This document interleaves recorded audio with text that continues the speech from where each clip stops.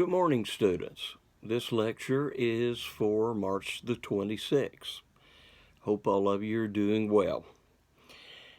As we were discussing Chinese religions last time, we talked about Taoism and we talked about some of the early life of Confucius. As we think about Confucius's teachings, there are 5 central themes that go with that. Excuse me. And I think these are very important for you to understand.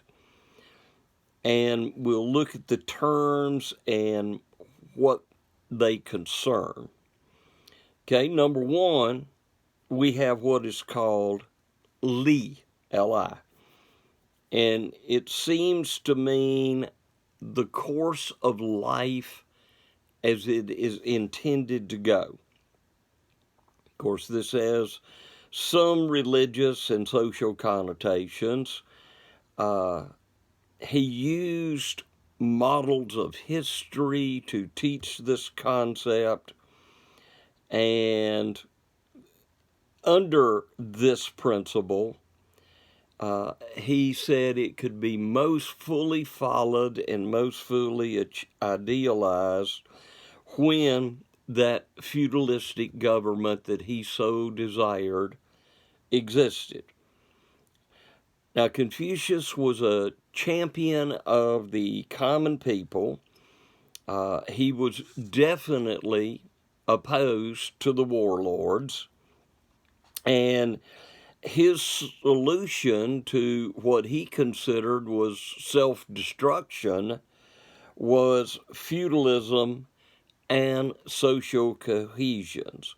So, course of life as it is intended to go. Remember, we're still talking about a primarily agrarian people, and so this is a very, very important concept for agrarian people. Now, under this topic, there are 5 basic relationships.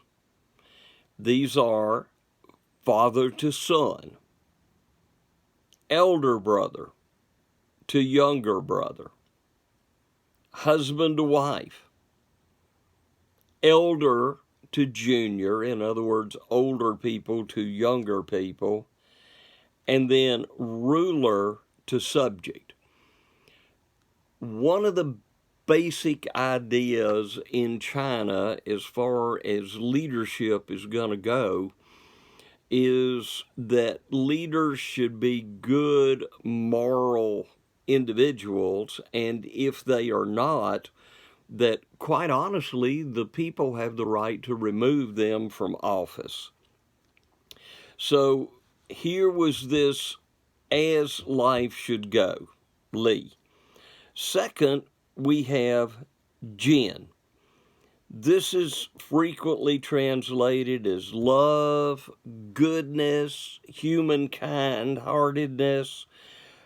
This, to Confucius, was the virtue of virtues.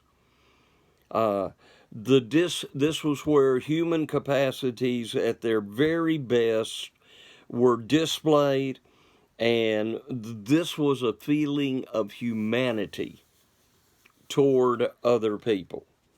Now, I think as we look at our world today and some of the situations that we see, we can understand why Confucius would have felt this was such an important concept, especially since he's living at a time of civil war when anything but humanity is being shown toward other individuals.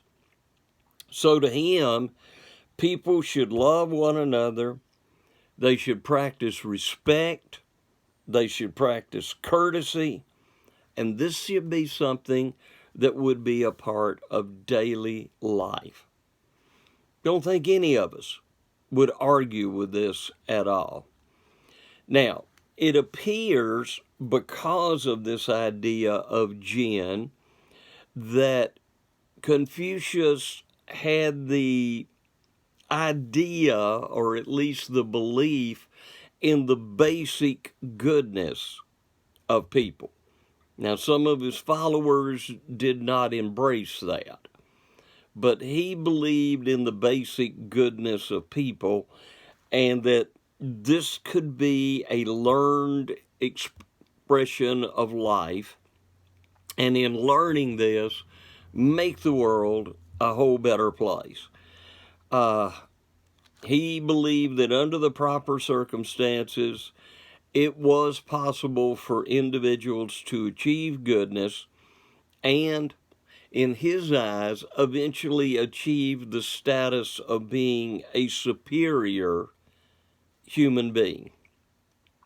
Okay, the other three concepts are actually not listed in your textbook, but I think they're important that I give them to you.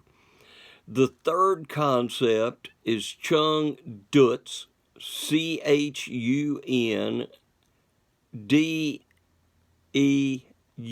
or D-Z-U, I'm sorry, D-Z-U. And in relationship with Jin as being the ideal attitude, this is the superior or the ideal person.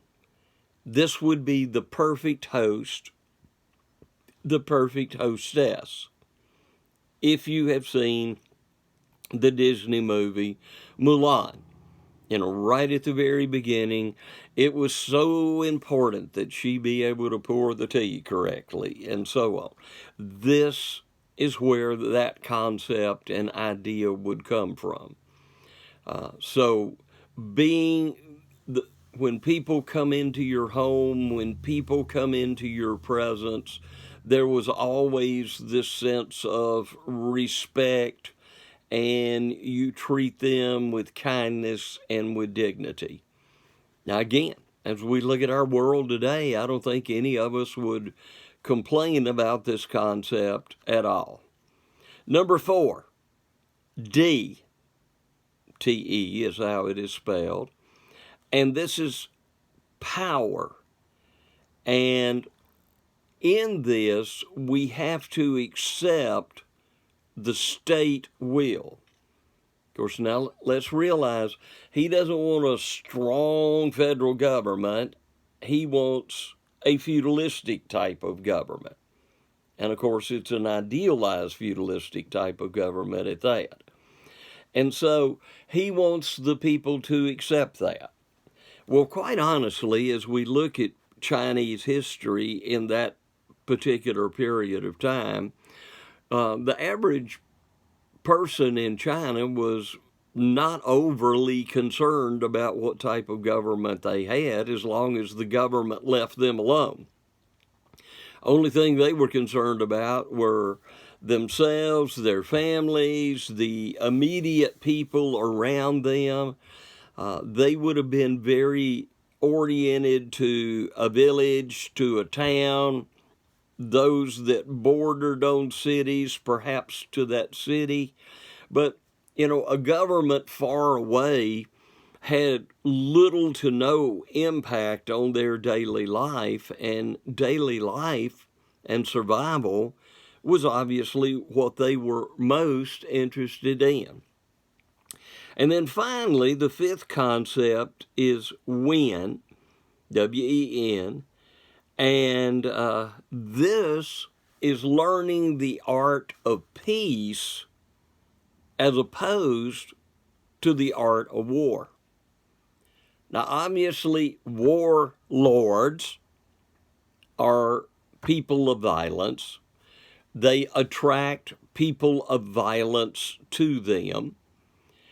And so to get rid of that undercurrent that was throughout China, his idea was, we need to learn peace. We need to learn to play nice with each other. We need to learn to get along with one another. And so he was concerned with personal ethics and morality. Now, as Confucius taught, we are told that he basically conversed more than lectured. And then there were others who followed him who, rather than his idea that humanity had a natural goodness, they believed that people were naturally evil. And so kind of a conflict there. And obviously it's going to have an impact on how those subsequent teachers would present the principles of Confucius to other people. He understood government in terms of individual rulers. He thought these individual rulers should exercise a moral force guided by virtue, and character mattered more than birth. And it's going to be quite interesting that in the history of China, one of the Chinese dynasties will actually be founded by a former peasant. So Confucianism in application in that for sure. Now, Confucius died about 479 BC. And he only had a reasonably small group of disciples when he died. But during the following 500 or so years, the disciples of Confucius began to take a major part in training and advising the rules of China. And as they do this, Confucius begins to be more and more venerated, more and more glorified, if you will. And he tends to become much, much more than he would have ever viewed himself. And this can happen quite often in religion. You'll have someone like Confucius or the Buddha. You'll have someone like Martin Luther, who are not so much people bent on putting themselves forward, but after their death, their followers do. For example, Luther adamantly opposed any idea of calling a church after him. In his lifetime, that would have never happened. And that's why his followers will wait till after his death to do so. Well, Confucius would have been a reasonably unassuming person like that in his life. Now, one of his main followers, who will write a book himself, is an individual named Mencius. He was, like Confucius, not terribly interested in religion. Like Confucius, he was concerned for the common people. And his major ethical position was reinforcement of Confucius's belief in the natural goodness of human beings. Now, he would add to that this natural goodness must be developed. And it is developed by self-cultivation and self-knowledge. But that there's a basic goodness there. We can take that basic goodness and we can build upon it and become the ethical, moral person that Confucius so desired people become. And so he believed, given the proper environment, all individuals could be taught to be virtuous. In other words, his idea was if virtue was not nurtured it would disappear. But if it was, it would continue to grow and develop. So to Confucius and Mencius, the idea was find the virtue in people, build upon it, strengthen it, and help them to develop it in their lives. Now, probably in opposition to what Confucius would have believed, Mencius did believe that people had the right to revolt against an oppressive government. And he was the main individual that developed Confucius's teachings. Then another individual will come along. His name was Sun Dutz, and he believed the opposite. He believed that people were basically bad and that you really had to take strong control to drive, to defeat the evil that was in the lives of people. And as he thought about the religious aspects of Chinese religion, his belief was that the spirits in heaven were actually more like impersonal forces and manifestations of moral excellence. He believed the problems of society could only be achieved by rejecting authority. So in this sense, he probably would have been leaning toward Taoism.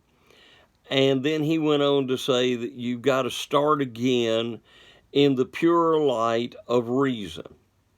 His highest moral act was for an individual to make sacrifices for others. Now, if some of this sounds somewhat Christian to you, it possibly should. And so we see some of these values that these Chinese are buying into that, quite honestly, they may have gone back and borrowed from the Hebrews themselves. In 136 BC, the Confucians will basically be placed in charge of the education of the Chinese youth, especially those that are going to go into government. So this is going to be a tremendous boost for the philosophy, the religion, whatever you wish to call it. And so by the 6th century of the modern era, every area of China had a temple to Confucius, and some people even came to look upon him as a god. If he was not, they regarded him as some kind of patron saint or ancestor of all Chinese scholarship. Some debate whether this is a religion or a system of ethics, as I said in the last lecture, still goes on even unto this day. And so here are our 3 principal systems of Chinese governmental philosophy. Taoism, as little government as possible. Confucianism, an idealized feudalistic government, which, quite honestly, as we have said, never actually came into being. And then, of course, our third form, whereby individuals believed in a strong, forceful government. And to a great extent, China will practice this authoritarian type of government but with Confucian values. And in the Chinese mind, as we noted in the last lecture, that wouldn't be a problem. That wouldn't be a problem at all. But to the Chinese, you had to have a fairly strong central authority to be able to counter and repel the potential of invasions from enemies or war from within. And so that strong form of government will tend to develop. But then many, not all, but many of the rulers will have that idea, okay, we're supposed to be a strong moral influence for virtue and good among our people. And so China is able to take things and blend things and mix things together. And again, as I say, they have no problem doing that whatsoever. It is very much a part of the basic Chinese mindset. And of course, let's realize Buddhism is coming into China, and people are embracing that as well. So a Chinese, the average peasant, could have some Confucian ideas and Buddhist beliefs and see absolutely no problem whatsoever with that. Just kind of a normal way for them to operate and behave. Okay, let's think about some traditional Chinese holidays. New Year is celebrated either at the end of January or the beginning of February, and each new year is associated with a particular animal. The businesses are closed. Chinese people travel and visit with one another. It is a very, very important time of year for them. They buy new clothes. They give presents to children. So Chinese New Year would incorporate some of the things that you and I would generally associate with Christmas time. In April, they have what is called the Pure and Bright Festival, and this is where they honor the ancestors. Food is offered, they go to the graves, they have picnics, they clean and redecorate the graves. If some of you are familiar with some old country church graveyards, usually once a year they'll have what's called Decoration Day. People will come in, they'll clean up the cemetery, get it looking really nice. Families will come, put out flowers. They may have a dinner on the ground. And so this is very much a parallel thing, except there would be much more reverence extended to the ancestors by the Chinese than possibly Americans would do. In June, they celebrate the beginning of summer with the Dragon Boat Festival. And this is a big celebration for them. This is to them the high point of Yang power, because, of course, in June we have the longest day of the year, and so on. And so in June, we having that longest day, Yin power begins and Yang power is set down, as it was dominating during winter. And a lot of Taoist rituals exercise spirits during this time. All Souls Day is late in August. This is kind of a borrowing of a Buddhist holiday. It's the idea when souls can be released from a purgatory type place, and money and other offerings are made to the ancestors during this time. Then in autumn, they have a harvest festival. This is usually during September, and this is the 8th lunar month of the year. By the way, the Hebrews will be on a lunar calendar as well. And they like fruit, pastry, and this has reading of poetry and kind of a spirit of Thanksgiving, similar to what we do in this country in Thanksgiving itself. And then the winter season has the Taoist holiday of the renewal of the universe, and this is at the winter solstice, so the shortest day of the year.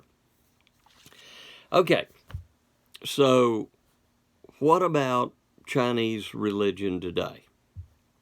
Well, during the mid-19th century, a lot of natural disasters, military intervention by European powers yielded social and economic chaos throughout much of the country. Christianity was reintroduced into China, but it was always viewed as being a European type of religion, so almost viewed as a foreign religion at all times. Well, China was not decisively affected by World War I, but it very much was by World War II. And coming out of the chaos and all the difficulties that arose during World War II, in 1949, China underwent a revolution. Technically, it became the People's Republic of China and went under a Marxist government, so it became communist. Now, let me be blunt. In a communist-dominated state, the main religion is going to be atheism, because communists do not believe that something like Christianity or Judaism or Islam or anything of this nature is blendable with many of their concepts. And so nations tend to become very strongly atheistic.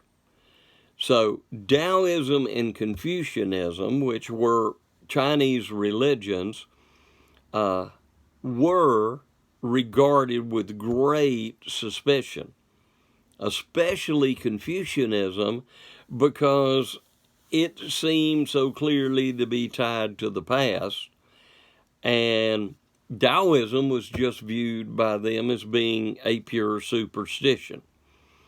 Buddhism and Christianity, Buddhism was looked at as being an imported religion, and Christianity was viewed as being associated with imperialistic Western nations. And so generally, post-1949 China was not a healthy place for religion at all. Religion was viewed by them as being counter-revolutionary. And by the way, the same thing happened in the Soviet Union.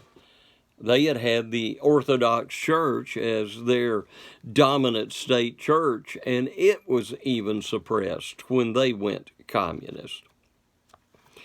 Now, along about 1982, the Chinese Communist Party declared its respect for religion.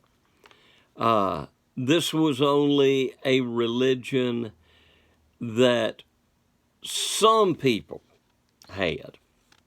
And as they begin to ease toward a toleration of Christianity, it is only a Chinese governmental Christianity.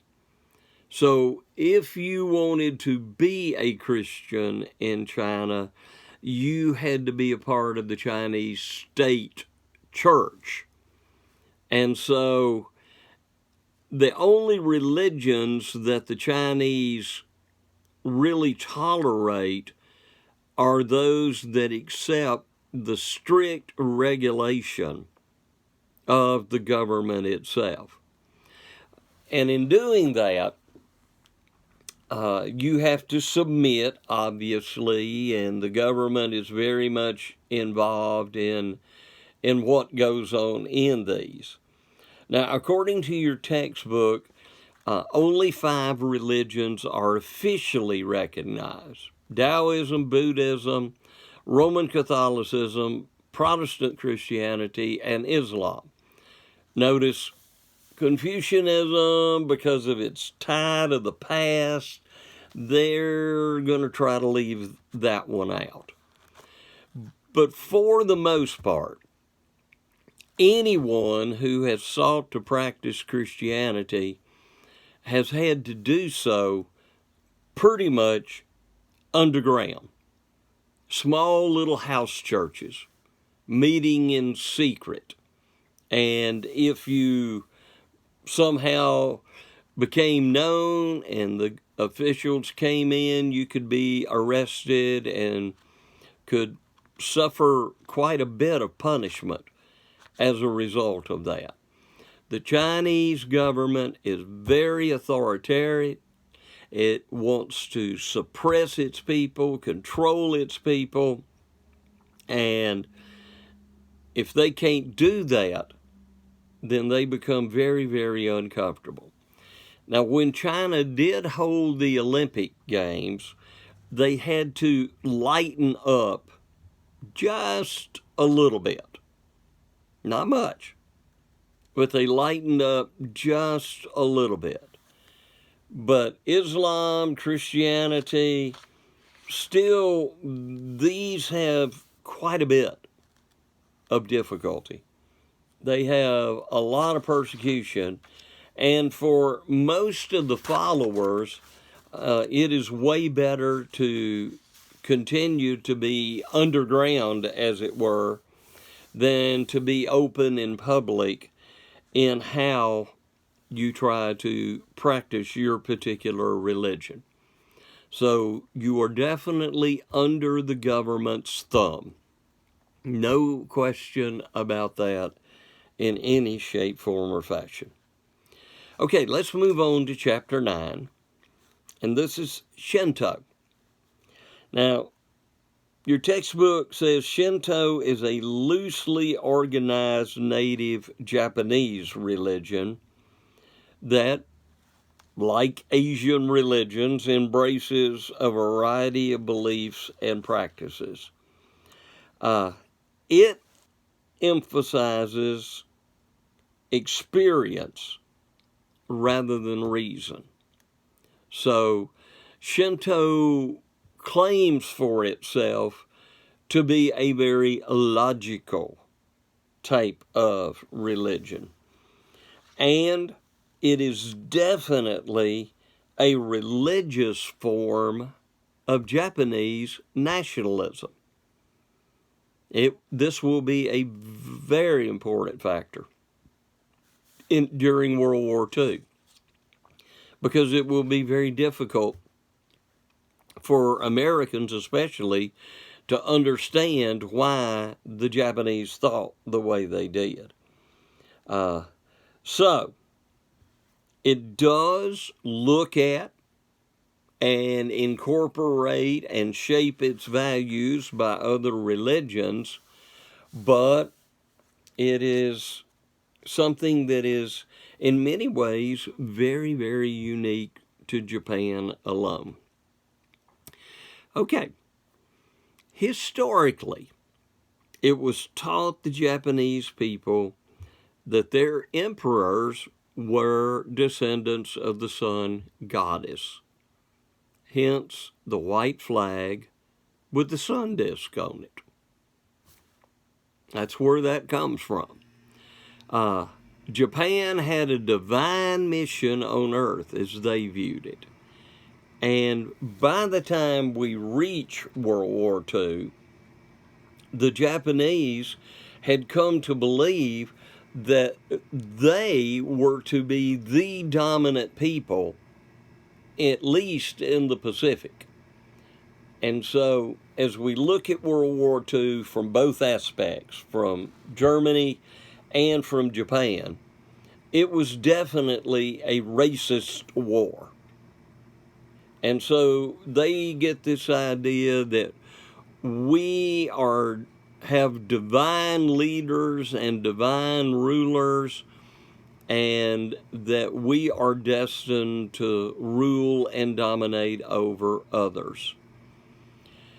Now, part of Shinto and early Japanese religion involves a worshipful attitude toward the beauties of their land. It included aspects of animism and definitely ancestor worship.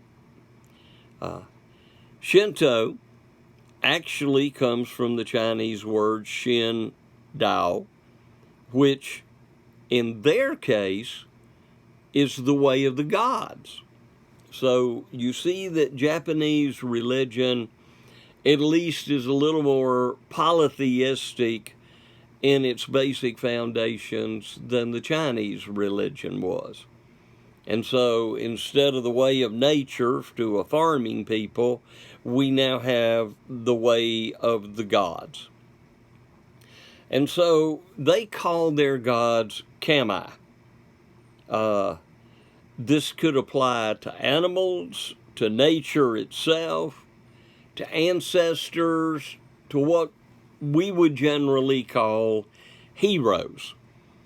And realize even in the Western world, heroes can tend to evolve into gods.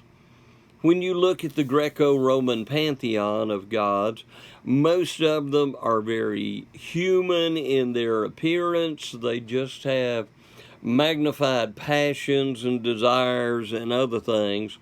And many scholars believe that they actually grew and developed out of warlords and heroes that existed in the prehistorical period.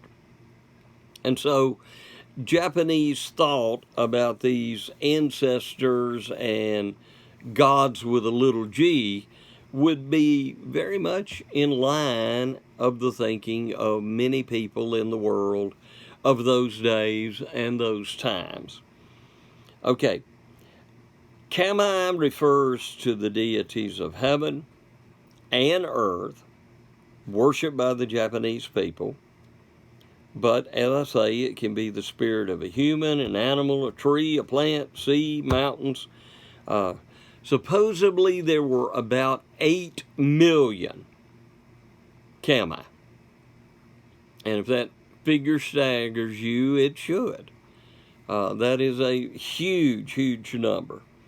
And there were few distinctions made between those that were living and those that were inhuman. So everything was kind of meshed together and close. The Japanese were willing to accept for a time during the 7th and 8th centuries of the modern era some of the advanced cultures of the Chinese, but they have always adamantly sought to maintain their own heritage, their own distinctiveness. They do not want to be considered as Little China or something of this. Now, though the emperor is the child of the sun goddess, We will actually name her ultimately. She will be Amathusa. Egypt, Greece, Rome, all had sun gods. So it is quite interesting that Japan developed the idea of a sun goddess. Normally, the moon was associated with a female deity, not the sun. So this is a totally unique aspect of Japanese religion. Now, according to your textbook, actual, that means recorded, documented, history of Japan does not begin until about the 3rd century after Christ.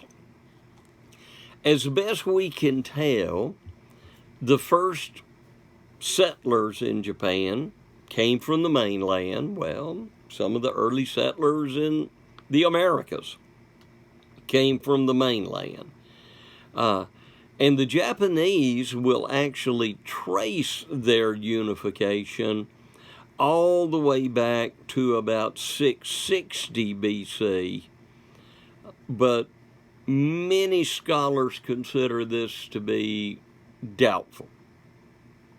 The coming of Buddhism in the 6th century AD caused the Japanese to sit down and start writing their myths and their rituals and to distinguish their native religion from the one brought in by the Chinese and the Koreans. So before this 6th century, Chinese religion would have been very, very loose, but as they seek a stronger personal national identity, they begin to really sit down and go to great efforts to develop their own history. Now, you notice I did use the word myths. Now, all history has some myths in it. And then there's also an expression that all myths may have some history. Let's illustrate this. We talk about the Trojan War. Did Troy exist? Yes. It has been found by a German archaeologist named Schliemann. It was exactly where it was supposed to be, and pretty much as Homer had tried to describe it. Did Achilles exist? Most likely. Did Hector exist? Most likely. Were these men both great warriors? Most likely. Did they engage in one-on-one combat against each other? That was something that could be very common in that era of time, and so yes, that is a probability. Now, there are other things about the war that are probably pure imagination, that there were a group of 8-foot-tall women that were tremendous warriors, and that Achilles was shot in the heel by one of the gods because he was so violent. And then we come to the horse. There is a possibility that the Trojan horse did exist. The symbol of Troy was a horse. And so, what better way, if you will, to get the lambs to invite the wolf for dinner? And so it may be that that actually did exist. But Homer's writings will become incorporated and a part, even though there was a lot of myth and made-up stuff in it, it will become a part of Greek history. So that the Japanese would take myths and make them a part of their history is not necessarily an unusual thing by any stretch of the imagination. It was very common in the ancient world. Okay, so we start collecting our own. And of course, during these times, the Japanese are going to seek to insulate themselves as much as they possibly can from outsiders.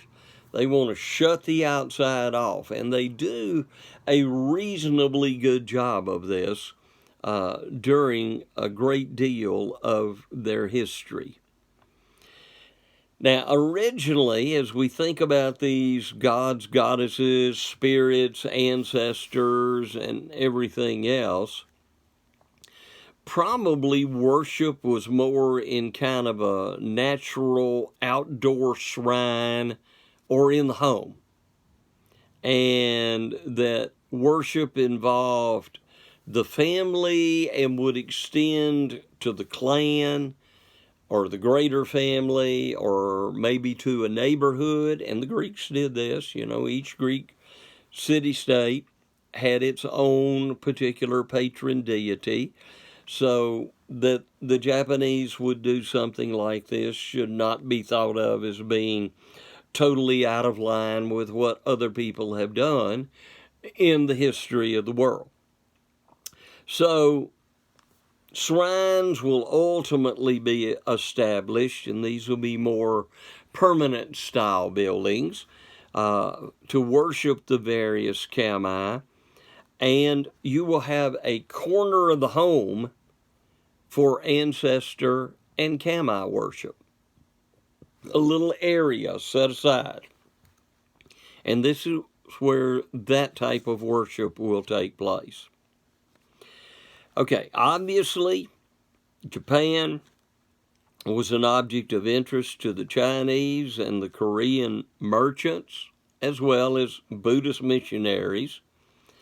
And they would bring with them much of the older culture of China, including arts, language, system of writing, and its religious and ethical values. We can say that while this is going on, Japan will be unified under an individual named Yamato, and this will help Japan begin to solidify its own ideas of who its identity is supposed to be, as opposed to the identity of China.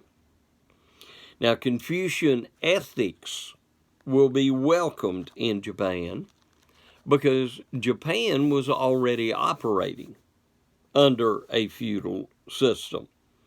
And what Confucianism does is provide an ethical foundation for the system that already existed within Japan. And so Confucianism in that respect will receive its support and its encouragement from the various court circles throughout Japan. Now, Japanese reaction to Buddhism is going to be kind of interesting. In the first place, the idea of Shinto was to distinguish native Japanese religion, give it a name, give it a formation, from the new foreign religion of Buddhism. So Buddhism will actually help the development of Shinto. Secondly, the Japanese advocates of Shinto will be able to recognize, because we have so many kami anyway, the various gods, if you will, of Buddhism.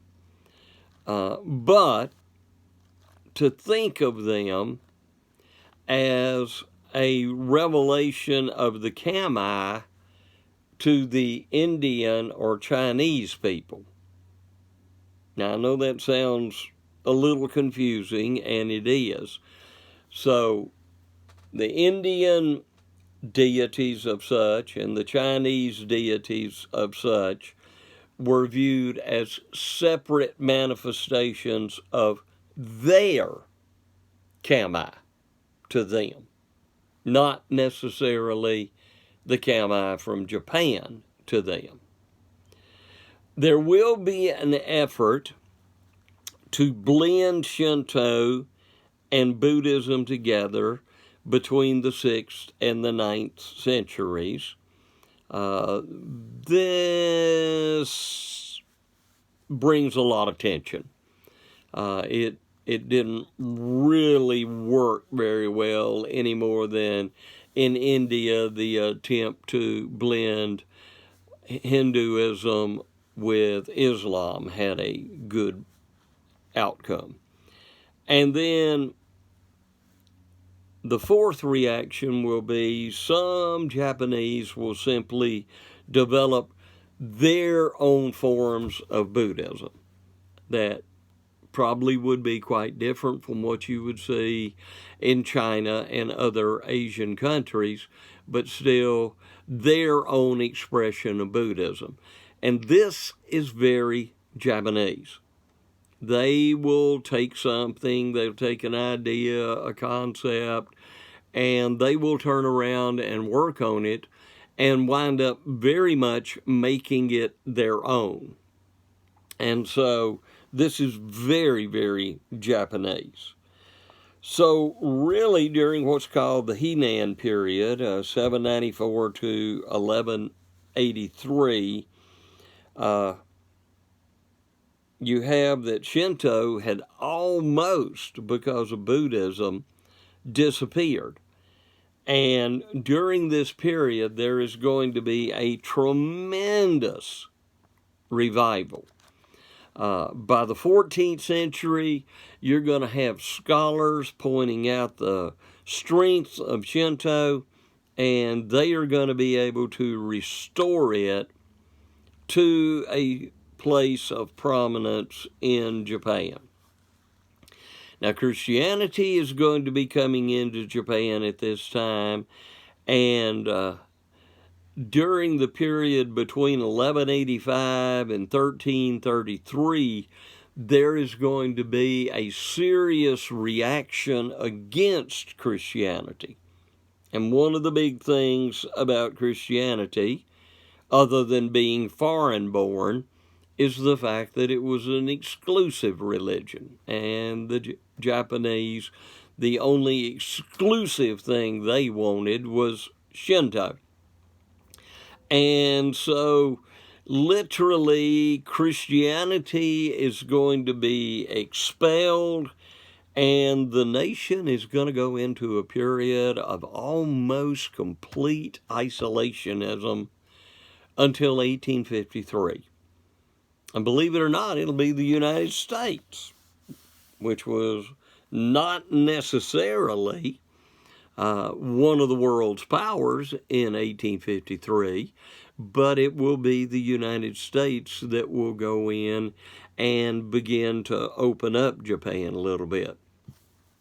Commodore Perry will go and basically turn some big guns on his ships toward the Imperial Palace and tell the people in the Imperial Palace, either you're going to talk to and deal with us or else. And so reluctantly, but still on Japanese terms, there is going to be a little opening up of the country. Now, during the period 1603 to 1867, this is the Tokugawa period, and this is where one of the most familiar characters in Japanese history to those of us in the West is going to come into being, and this will be the samurai feudal knight. And understand that the practicing of samurai was something that was not only a physical practice where you learned how to fight and defeat your enemy, but there was a lot of mental practice that went into this as well. And with that mental practice, I mean, they would actually go through motions using fans rather than swords, and they would actually get to the point where they could anticipate the thoughts and actions of their enemy. And so, a very, very colorful period indeed in Japanese history. And because of their extreme honor of ancestors, to surrender, to be defeated, would be the ultimate dishonor. And so, quite honestly, they will develop an idea that suicide is way more valuable, way more important, way more honorable than defeat. And think about this, that idea will continue all the way into World War II. That idea will be part of the reason that President Truman will decide to drop a nuclear bomb on Japan, because he knew otherwise the United States would have to invade Japan, and because of this prevailing attitude, literally have to fight door to door, house to house, street to street, all the way across the country, and that the death toll both of Japanese and Americans would become staggering. And so this is part of the reason that decision wound up being made. Now, as we go into this period, beginning in 1853, where Japan begins to contact the outside world, the Japanese will borrow any and everything they possibly can. They will learn new technology, and then they will turn around and they will completely make it their own. And this is something that is very much a character of the Japanese spirit, that they can learn new ideas, new technologies, and make it their own. Now, what is going to happen? Japan's going to be left behind. As the Western world is industrializing, of course, Japan is going to remain in its feudal state, and so it will have a whole lot of catching up to do at the end of the 19th century. And they will do a whole lot of this catching up in a hurry. It's not going to take long at all for them to become very involved in the world competition that is going on, and they are going to develop and become a very influential power in the world in the latter part of the 19th century. In fact, so much so to the point that they will defeat both Russia and China in a war. So once they begin to learn modern military technology and railroads and electricity and other things, though many of the Japanese people will go through tremendous growing problems and cultural problems, it is going to change Japan in so many ways. So they are forced to open to foreigners. And this will allow Christianity to come back in. And it will be very severely regulated and very closely watched, but it will come in. Now, as Japan opens to the foreign influence, there's going to be a lot of social, economic unrest. It's going to be a very, very difficult time. And so, we're having all of these adjustments to be made. And quite honestly, Shinto becomes a foundation that kind of helps hold Japan together. and it gives them a sense of nationalism that they need in spite of all of this foreign influence that is beginning to come into their land. And so Shinto is going to provide a lot of foundations for them. Now, Japan will develop a constitution in 1889, and basically their constitution's going to be patterned after a lot of the Western nations. But that there would be, as many of the Western European nations did, a state religion that would be supported and propagated, and that state religion will not be Christianity, it will be Shinto. So only patriotic rituals, state shrines, and things of this nature are going to receive financial report or support from the government of Japan. And this will continue all the way into 1945, when U.S. occupation will remove Shinto not as a religion, but as a government-supported religion. So Shinto, as you can see, is going to be such a very vitally important part of the mindset of the way the people in Japan think and do and reason, and it will be something that will add a cohesiveness to the nation throughout its developmental period. Okay, I'd like to begin the next section, but I think I will go ahead and stop here because there are 3 forms of Shinto about which we need to speak, and I'd really rather begin all of them at the same time. So we'll go ahead and stop here. Let me encourage you to have a very safe weekend. Be sure and protect yourself and take care of yourself. And we will see you on Tuesday.